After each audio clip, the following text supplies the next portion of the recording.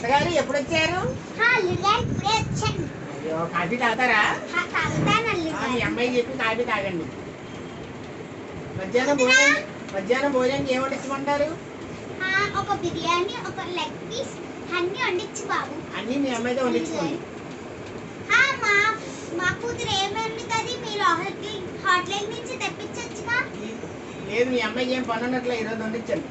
మా అమ్మకి బోల్డ్ పని ఉంటుంది, మీరు వెళ్ళి తెచ్చేయండి. హోటల్ అన్ని సెలవండి. కొత్త హోటల్స్ వచ్చినాయి కదా అల్లుడు గారు. అన్ని మూసేశారండి ఈరోజు మీ అమ్మాయితో వండించుకొని తినాలి.